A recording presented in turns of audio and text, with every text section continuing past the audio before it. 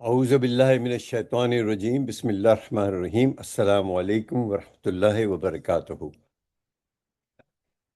So 2 weeks ago, I did do a presentation along the lines of what we're going to talk about today.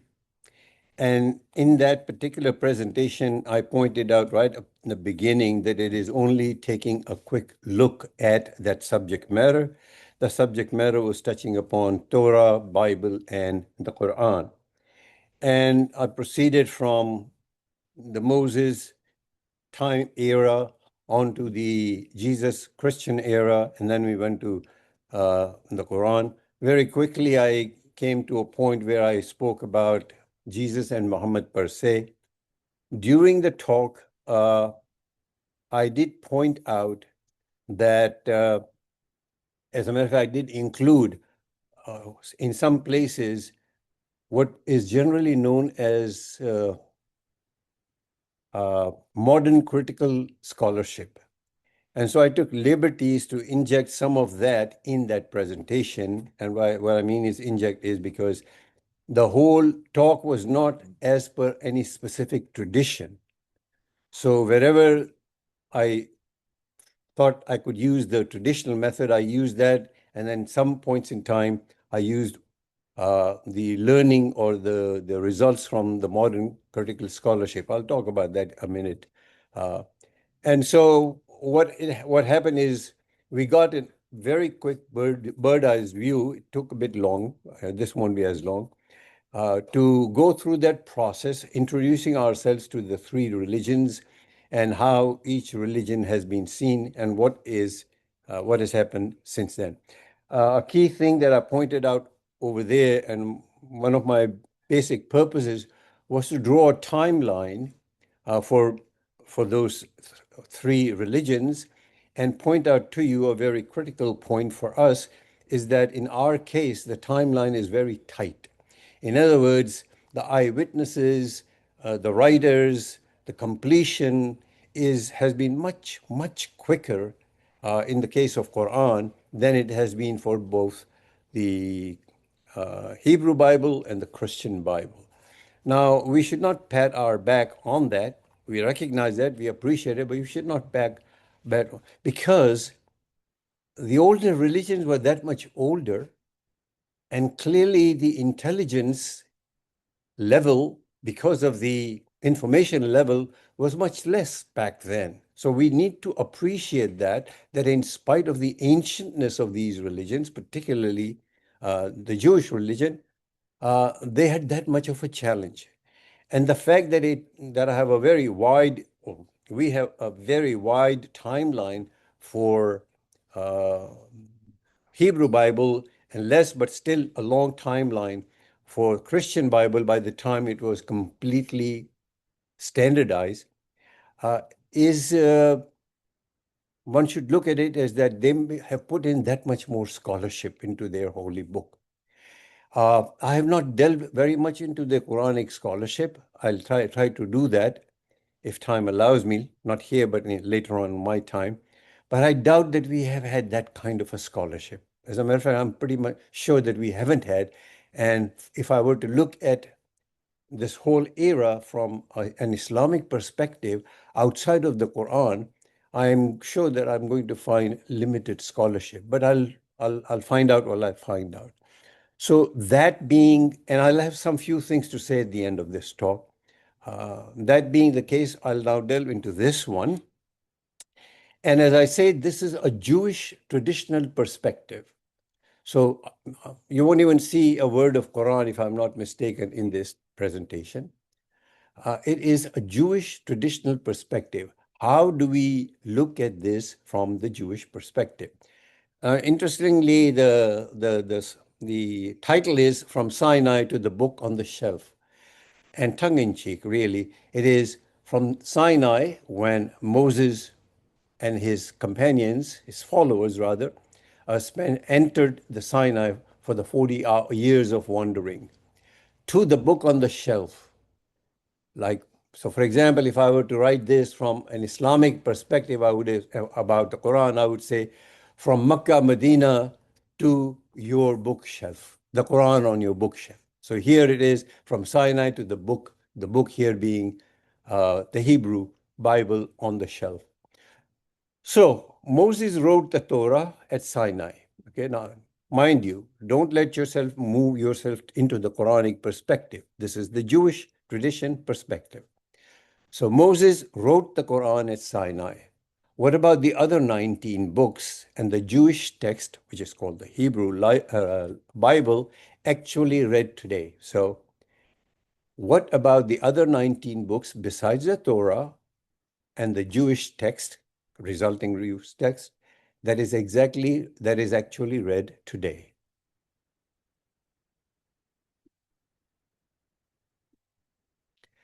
Okay, so what the Jewish tradition asserts is that at Sinai, Moses received the Torah and wrote it down. That's true, but it's only chapter 1. The Torah is only 5 of the Hebrew Bible's 24 books. We talked about that last time. This morning, who wrote the other 19, when, and how did we end up with the exact text read today? Okay, so it's the classic historical who, when, and how. Okay, so beyond the 5 books, that is the Torah, which took 5 books, which is 5 books, Genesis, Deuteronomy, I'm sorry, Genesis is the first one, and then Exodus was the next one, Leviticus was the third one, Numbers was the fourth one, and Deuteronomy was the fifth one. So again, the Jewish tradition, Genesis on to Deuteronomy, 5 books written by Moses.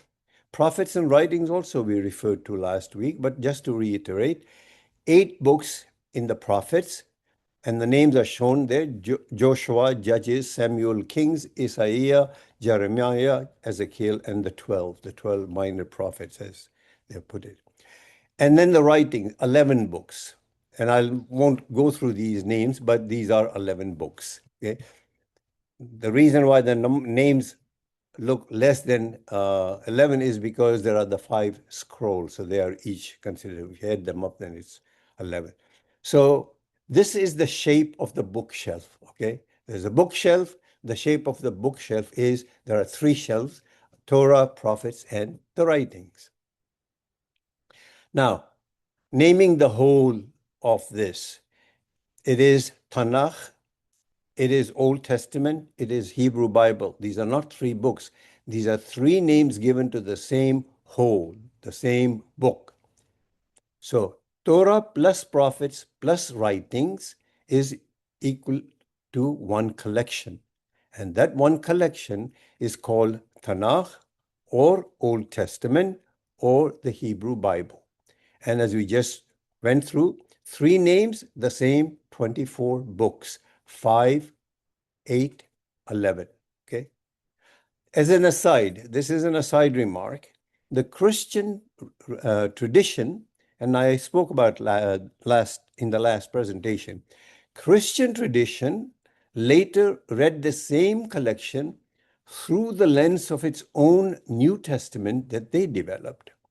And in the process, they reorganized the Old Testament, the Tanakh, the Hebrew Bible, into 39 books. So in the Christian tradition, the Old Testament comprises 39 books, whereas the Hebrew Bible comprises 24 books, same content. Splitting apart works that Jewish tradition counts as single books, like Samuel, Kings, Ezra, Nehemiah, and the 12 minor prophets grouped as one. Same content, different count, different reorganization that they chose to perform on it. Okay, now some context. Writing in general, I'm trying to say writing in general was not new. So for example, and you have to put your head around the BCE because we are going to be talking about the BCE. Stands for before, and CE comes from common era, common era. And most of the times you say common, but so you get that one. But you have to sort of turn back, and therefore sometimes it's difficult to count the years, and there'll be quite a few places where you have to be counting the years. So you just put your head around the BCE concept. So writing in general was not new as far back as 1900 to 1700 BCE. You see, it's because it's before, so the lower number is coming afterwards, okay? That's what I mean. Approximately 1900 to 1700 BCE, the earliest alphabet appears in the ancient Near East. 1313 BCE, almost 4 to 600 later, 1313 BCE, the Torah is given at Sinai per Jewish tradition. Per Jewish tradition. The dates are per Jewish traditions. So by the time Moses received the Torah, alphabetic writing had already existed for centuries. The revelation at Sinai was not the invention of writing itself, which is why I pointed out this era, 1900 to 1700. It took an already, that is, the book took, Torah took an already existing technology, the alphabet, and used it for something new. A solemn covenant between God and Israel, meant to be copied exactly, read aloud in public, and preserved word for every future generation. Jewish tradition. Can I ask you a question? Go ahead, if it's a quick one. As you know, most of Islam was given the tablets. So do the Jews believe that, or they just say it's right? We will not talk about it in this because otherwise it will get very tense. But just take it for how you see it. We can discuss that later on. Okay, so 3 questions Jewish tradition answers. Okay, so this is the framework for the morning. For every book beyond the Torah, Jewish tradition offers answers to 3 separate questions. Who wrote it? And this you get from a book called the Talmud. Nothing to do with these books, Talmud. I'll come to it because it's important. Who wrote it? Those books that came after the Torah. When did it happen? Again, Seder Olam Rabbah. I'll talk about him because these 2 sources are most important because most all of what you get of Jewish tradition emanates from these 2 works. And how was the text fixed? The word fixed will become clear as we go on. And this process of the how was done by the sages and the Masoretes. So I will talk about Talmud, Seder Olam Rabbah, and the sages and Masoretes. Why? Because these 3 questions posed here, the who, the how, the who, the when, and how, is being answered through these sources, and that's how we proceed, okay? All right, so now meet the record keepers. These 3, I call them the record keepers, okay? Okay, so the Talmud, number 1, Judaism's vast compilation of law and tradition put into writing between roughly 200 and 500 CE, 200 and 500 Common Era, 200 to 500 after Jesus' birth, okay? The Judaism's vast compilation of law and Jewish tradition was put into writing between this time period. It preserves a specific, centuries and centuries old teaching that names who wrote each book of the Hebrew Bible. A segment of the Talmud is where they have the names of who wrote each book of the Hebrew Bible. So the Talmud spans roughly, this is where arithmetic keeps coming.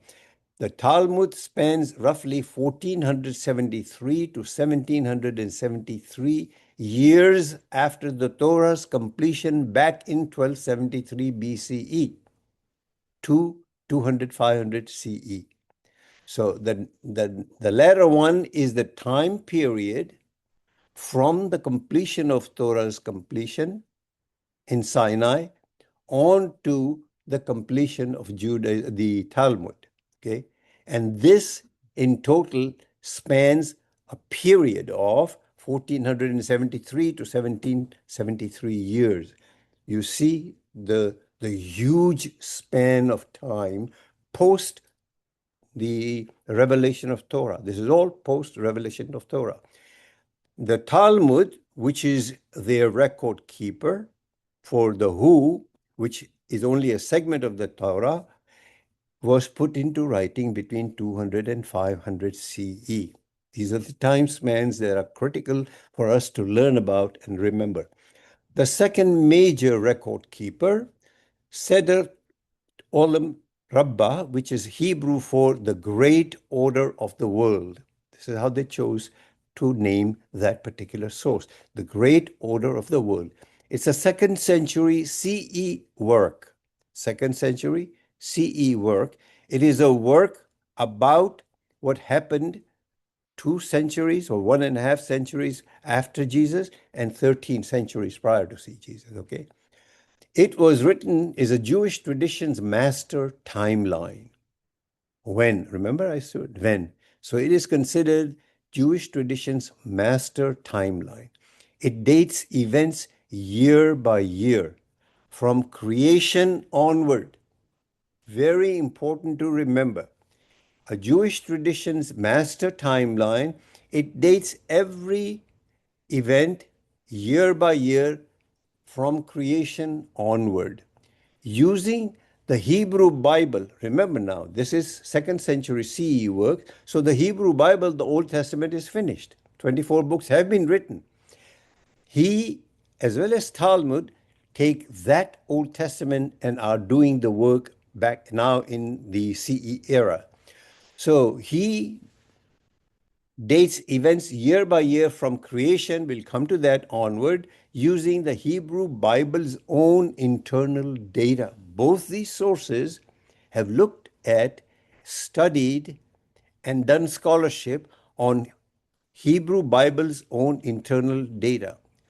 So its own account of this chronology, it meaning that the great order of the world, that book, that source, own account of this chronology was compiled, therefore, roughly 1400 years after Torah's completion.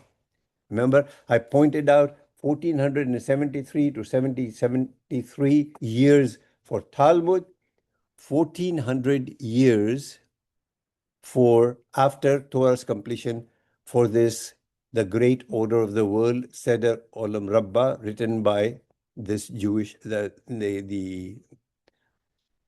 by a rabbi we'll come to. So far, so good. Okay. You'll have to put your head around, as I said, around these time periods. Now, the third source, not as comprehensive as the first two, but still very important, are called the sages. These are rabbis active from roughly 2nd century BCE, prior to when the order of the great world, 2nd century BC, through the 5th century CE, a period of 700 years. And later came the scribes called the Masoretes. We'll have the timeline, okay? Later scribes called the Masoretes, they were roughly the 6th through 10th century. So this third source is spanning from 2nd century BCE all the way up to the 10th century CE, 1200 years. You see the immense scholarship and the work that's been going on all through these centuries. You can imagine, just imagine that wisdom emanates out of him, is staying still yet today in that tradition, the Jewish tradition. If we are religiously minded, we ought to respect and marvel at that tradition. We should not just take the Jewish tradition and say they are Jews and end it. No, it has got a huge, huge time period in which this wisdom was developed. Okay, so these together, the sages and the Masoretes, are together responsible for how the precise text, the Hebrew Bible, how the precise text called the Hebrew Bible was fixed. Okay, remember the word fixed, okay?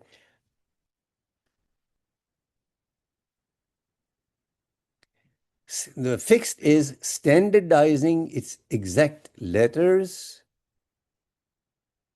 then eventually adding vowels and cantillation mark. The cantillation marks will involve a whole series of things.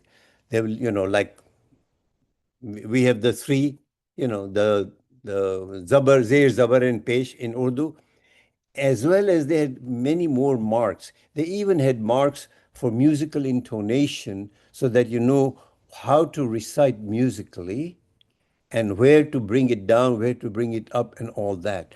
All those things, how the precise text was fixed, primarily was from the sources, the sages, and the Masoretes, and they spent almost 2nd century BC to 10th century, 1200 years it took them. Okay, so there are two sides of looking at it. The book was fixed. Again, keep the word in your mind, fixed, so long after it was completed and so much longer after Torah was revealed. They kept on working at it and they finished in the 10th century. We will become aware of that as we move on. Finishing the text was completed roughly, so now I'm taking you to back to give you a sense. Finishing the text was completed roughly 2200 to 2300 years after Torah's own completion of the revelation. 1273 BCE, when Torah was completed, the revelation finished, to circa 920 to 1008 CE. 2200 to 2300 years from when Torah was complete to when the total Hebrew Bible was, quote, finished. Now, how are sages different from prophets or later scribes? Well, prophets received direct divine revelation during the biblical period itself. The biblical period itself. In Jewish tradition, the biblical period ends with Hebrew Bible. Okay, so they sages, they are different from prophets or later scribes.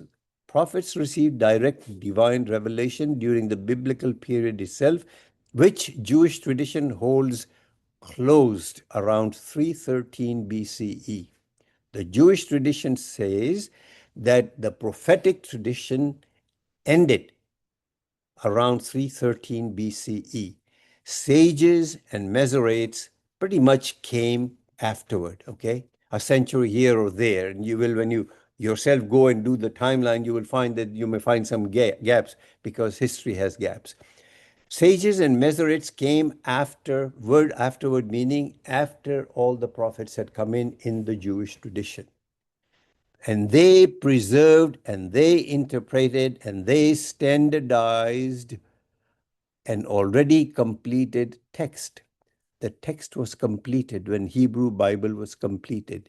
They, the sages and the Masoretes, preserved, interpreted, and standardized an already completed text rather than receiving new revelation.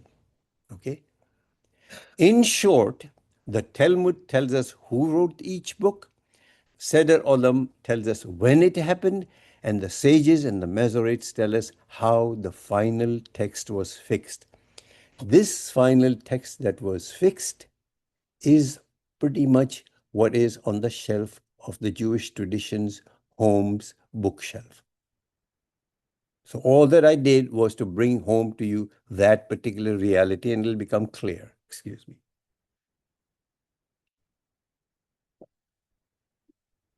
Okay, now the Talmud in more depth, because it is the major source, okay?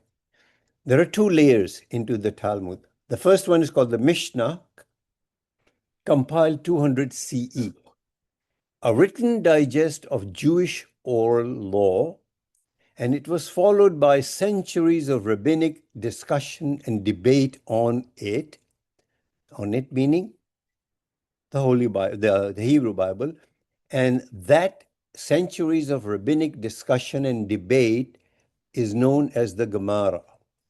So think of the Mishnah as the foundation of Talmud, this humongous work, and the Gemara as the commentary and the analysis built on top of it. Look at the scientific way that this Talmud was built. Centuries of work, ultimately leading to Mishnah and divided into Mishnah and Gemara. Mishnah, foundation of the Talmud; Gemara, commentary that went on, and analysis that went on, which was built on that foundation. So two versions ultimately resulted from two Jewish communities. The Jerusalem Talmud, it was compiled in the land of Israel and completed 350 to 400 CE. And the Babylonian Talmud, compiled by generations of rabbis in Babylon, in what is today Iraq, over roughly 3 centuries, reaching the final form 500 CE. So you have two codex. You have one Jerusalem Talmud, 350 to 400 CE, another one reaching final form 500 CE is the Babylonian Talmud. The Babylonian Talmud became the more authoritative and widely studied of the two. It is the source of the passage in a section called Bava Batra. Bava Batra is a section within the Talmud that records who wrote each book of the Hebrew Bible. If you're so far with me, great, I'm glad. Now, though committed to writing centuries later, Talmud presents itself as recording a chain of oral teaching that was passed down teacher to student across many generations and indeed many centuries. Talmud was committed to writing centuries later and presented in it the recording of the chain of oral teaching that was passed down teacher to student across many generations. Remember now, writing has come in, pretty much in much more modern alphabetic form through those intervening centuries. So it was oral teaching when it was passed down teacher to student across many centuries, generations, centuries. I'm certain much, if not most, all of it was written down and passed on. If not right then later on. The second major source, we need to look at it a little bit more also. The name translates, as I said earlier, as the Great Order of the World. It is traditionally attributed to Rabbi Yosef ben Halaftha, a leading 2nd century sage who lived and taught in the Galilee region of the land of Israel, the land where Jesus was born. It builds one continuous year-by-year timeline, starting from creation. He called it year 1, using details already present in the Hebrew Bible itself. The Hebrew Bible was the source for this rabbi. He built one continuous year-by-year timeline. Remember, he is where the chronology came from. The when was of the first one. He is the chronologist par excellence for the Jewish tradition. So he used details from the already present Hebrew Bible material, and he figured out how old a figure was at a key life event, how many years each judge reigned, how many years each king's reign lasted, and so on and so forth. And he went back all the way to Adam. And he then at that point says, this is the creation year. He called it year 1, Anno Mundi. We'll talk to it about that. Okay, there it is. Its dating system, the chronology developed by this rabbi, which is the second most important source in the Jewish tradition, its dating system, Anno Mundi AM, in the year of the world. Okay. Anno Mundi, in the year of the world, counts forward from creation to BCE.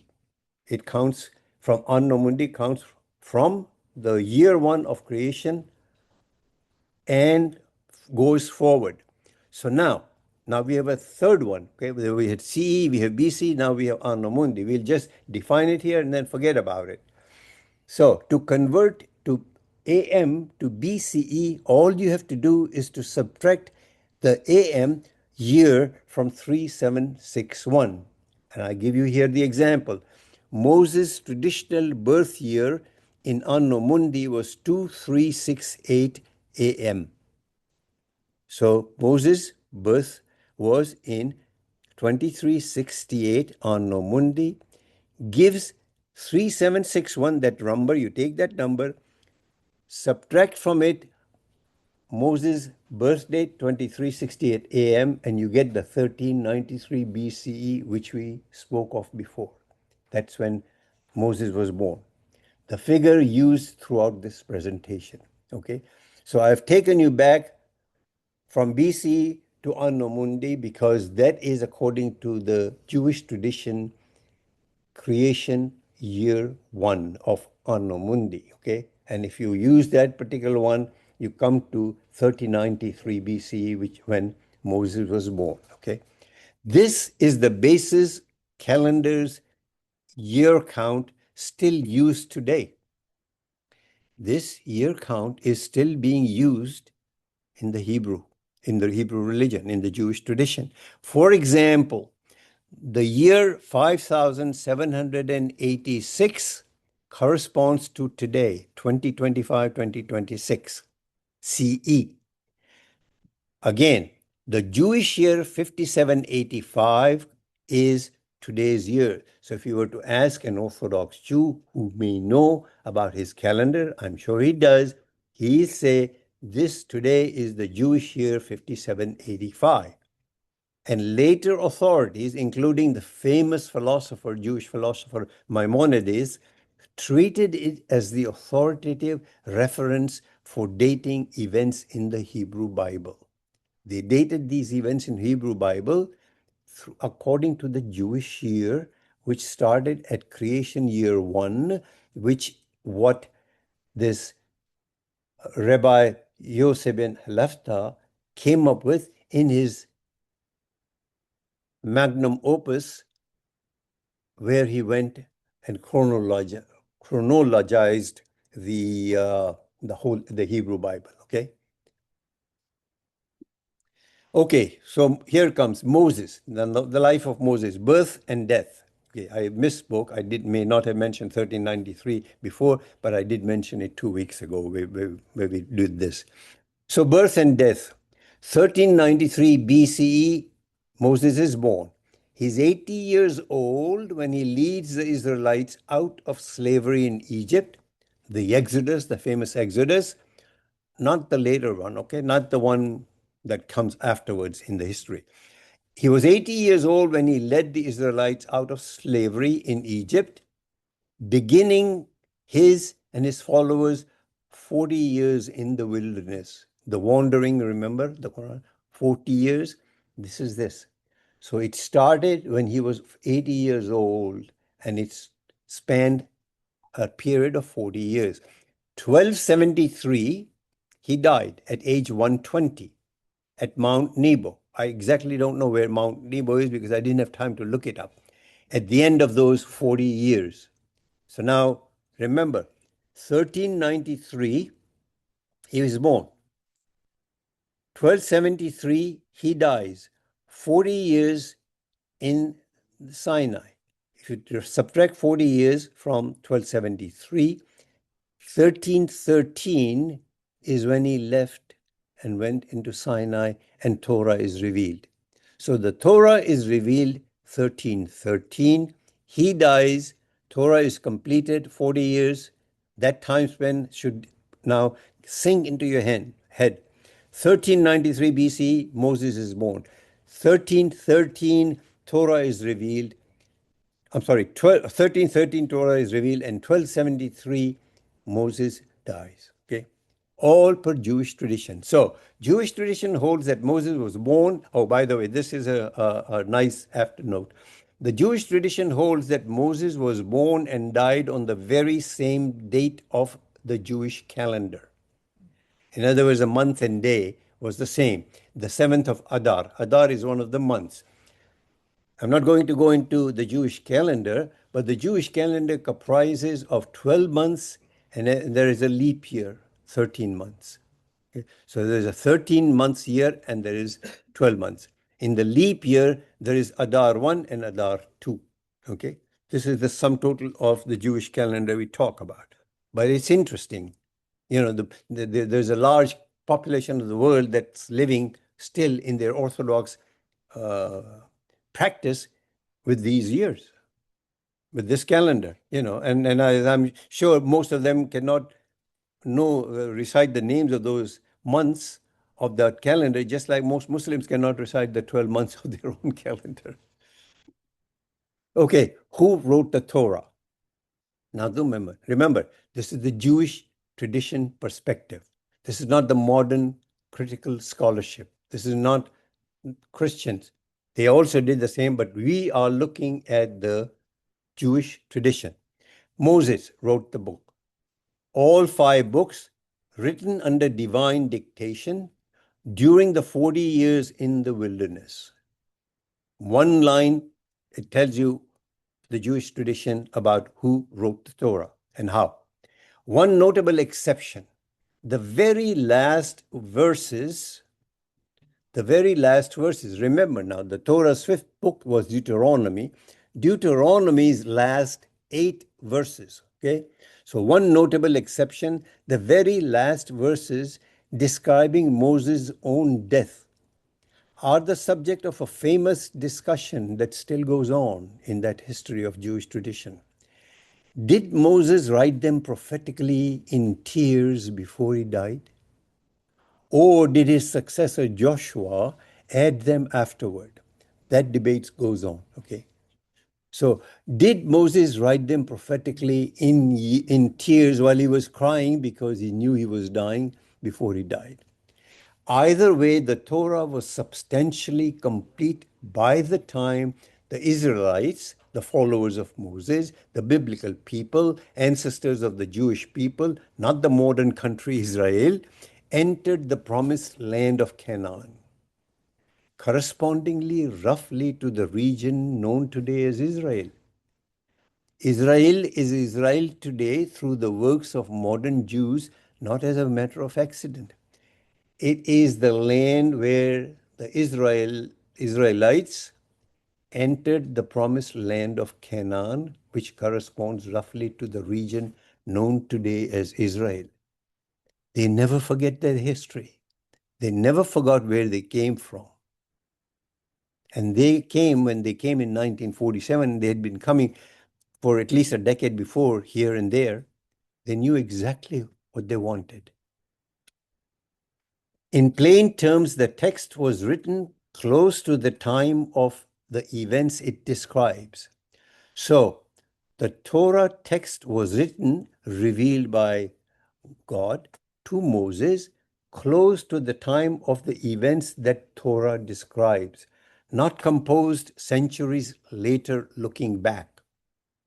This is what the Jewish tradition says. And we should rest this matter at that because we are looking at the Jewish tradition. Now, beyond Moses, that is beyond Torah, who wrote the rest? Okay, we alluded to this in the last lecture also, and we had some of these here as well. So, who wrote the rest? The rest were 19 books, right? Remember, 8 and 11 prophets and writings. So here you have books. I'm not going to go through the names and the traditional authors. I'm not going to go through it, but just take my word for it. The books are 8 here, and the books are 19 here of prophets and writings. And these are, according to the tradition, their authors. So the note below, Ruth, Lamentations, Song of Songs, Ecclesiastes, and Esther are all in this table. They're not shown here. They're all in this table. They're just not grouped by that name here. Together, those 5 are known as the 5 scrolls. Okay, so they are not shown here, but they are known as the 5 scrolls, which is why when you start adding them up, you will not get 19 books here, because these 5 books that are mentioned at the bottom are called 5 scrolls, known as 5 scrolls, and each traditionally read on a different Jewish holiday. There's a lot of tradition. Though, as shown above, they don't share one traditional author. Okay, there are 5 authors to that 5 scrolls. Okay, a timeline of composition, the story so far in order. Okay, so again, don't get bored because this is the way you'll remember it eventually, because the prior one you may forget. 1393, Moses is born. 13 BCE, the Torah is given to Sinai. 1273, 40 years later, from 1313, Moses dies and Joshua begins writing. 1000, now these are new. 1000 BCE, now we are coming to the modern times. 1000 BCE, David and Solomon, Dawood and Suleiman, Psalms, Psalms, Proverbs, and more. 586 BC, this is a crucial year. The first temple is destroyed by the Babylonians. 586 CE.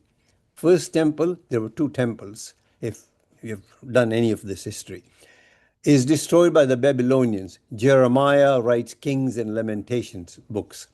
586 to 516, again, a critical period. 586 to 516, 70-year is the Babylonian exile. First temple is destroyed 586, kicked out. 70-year Babylonian exile, which was foretold by Jeremiah prior to first temple being destroyed. He warned that this temple is going to be destroyed.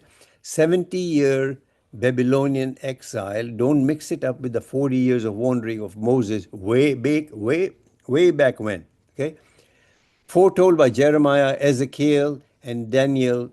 Prophecy is here. If you were to go to the Whole Foods and you look up some of the really good bread, they call it the Ezekiel. You know, that Ezekiel name comes from this Ezekiel, the author of books. 5th century BCE, Ezra and Nehemiah complete the Chronicles. The Chronicles was the last of the books. So 5th century BCE, these last books are completed. Okay, this is text being completed. Circa 313 BCE, a very important date. The Great Assembly, I'll come to the Great Assembly. The Great Assembly, quote, fixes the canon. What do we mean by fixes the canon?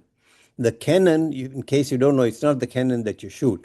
The canon in religious matters is the official closed list of, oh my God, my eyes are dying, list of scriptures, okay?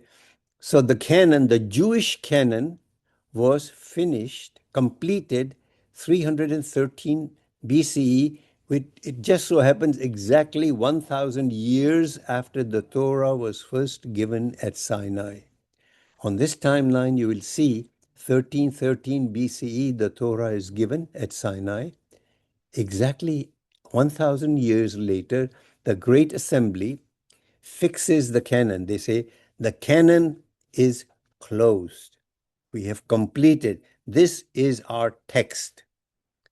Now, mind you, it's completed. The text is completed, but the sages and the other scribes are to come later on, remember? Up until 10th century. The text is fixed. Okay?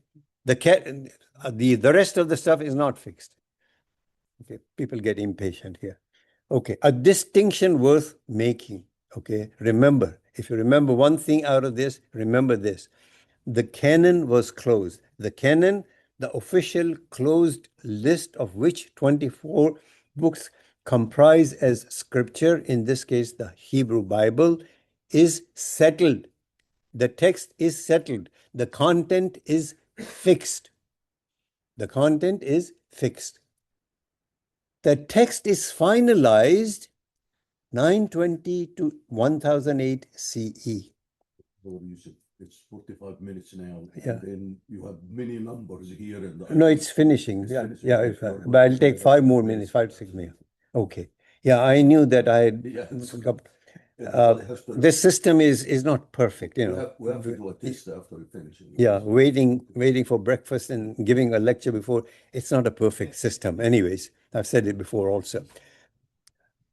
So the text was closed in 313. The text was finalized 700 years later. The exact letters, vowels, and cantillation marks of the text that we read today were fixed by the Masoretes in this period. From canon, that is, from canon to the Hebrew Bible you hold today. The canon was fixed, but the Hebrew Bible you hold today. 1300 years from when the canon was officially closed, the text was officially closed. 2300 years from the Torah's revelation at Sinai, okay? The Torah's revelation. So the Hebrew Bible you hold today is 1300 years from when the canon, the text was officially closed, to the standardized text of 920. It is 2300 years old, the Bible you hold today, Hebrew Bible, from the Torah's revelation at Sinai.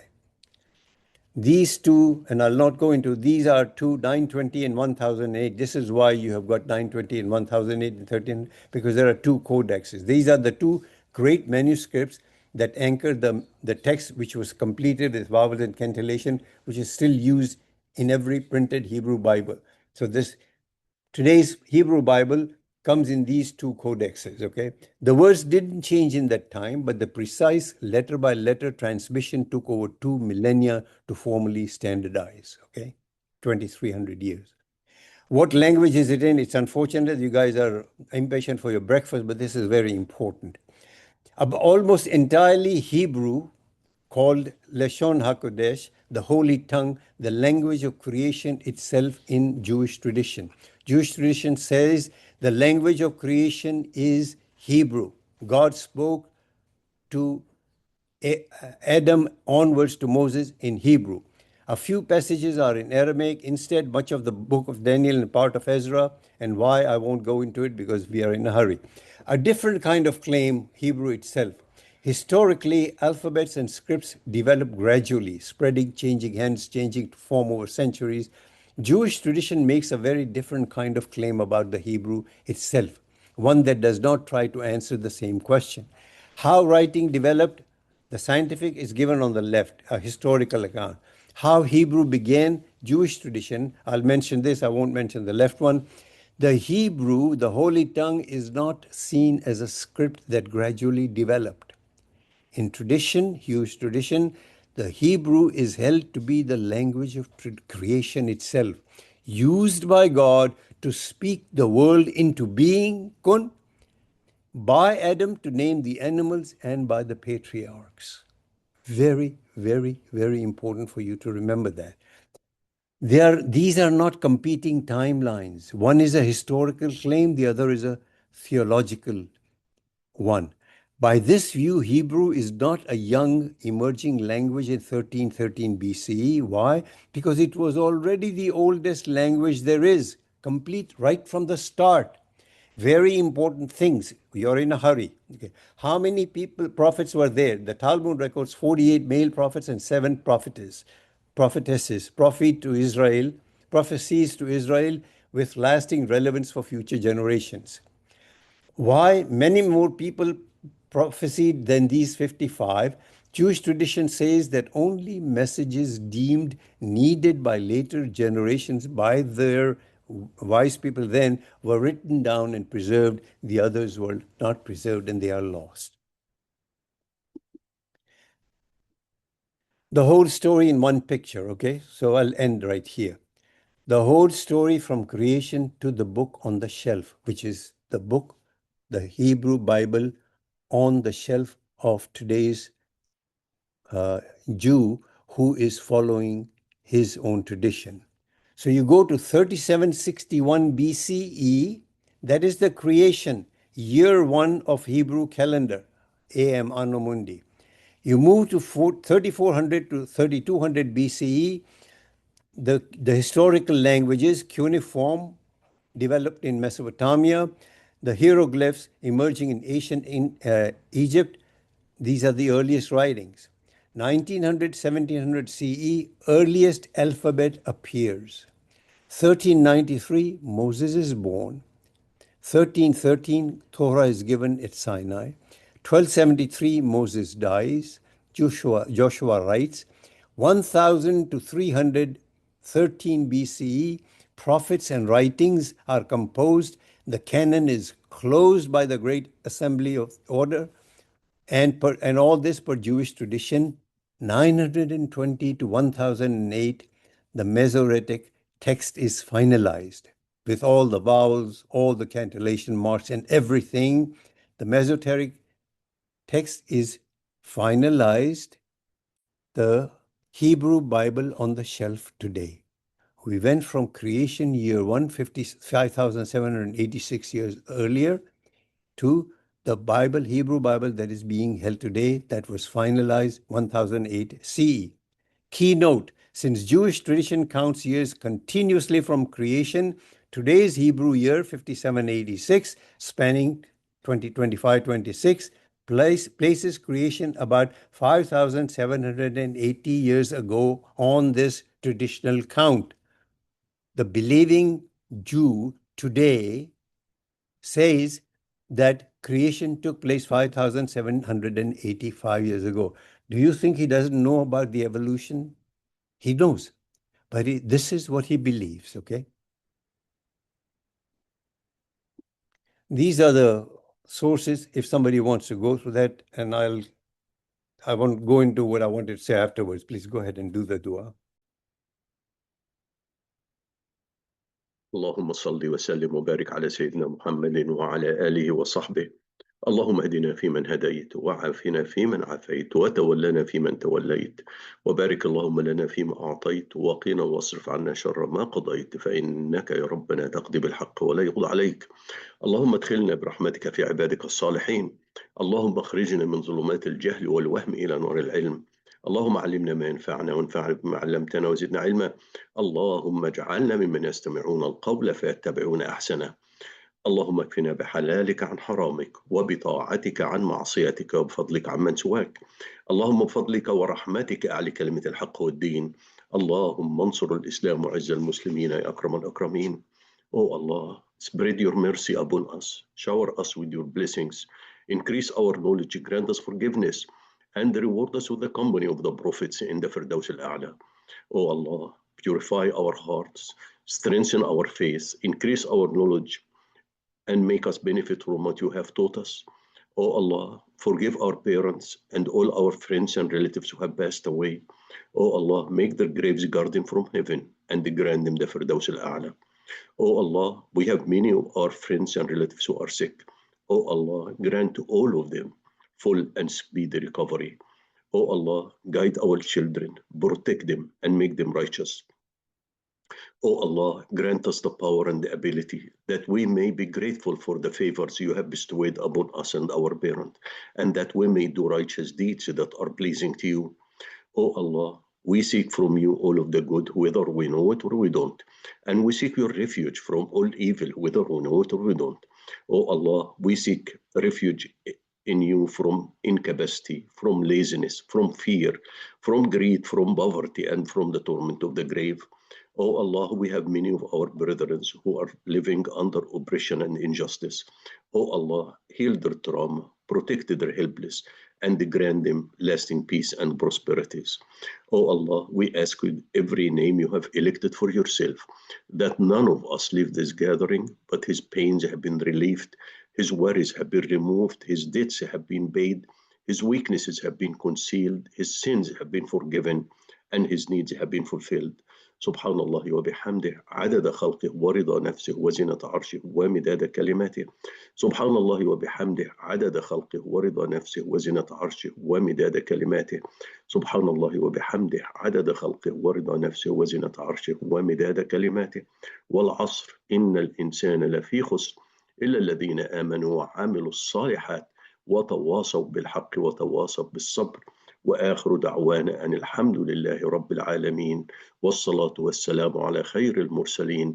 اللهم صل وسلم وبارك على سيدنا محمد وعلى آله وصحبه والسلام عليكم ورحمة الله وبركاته.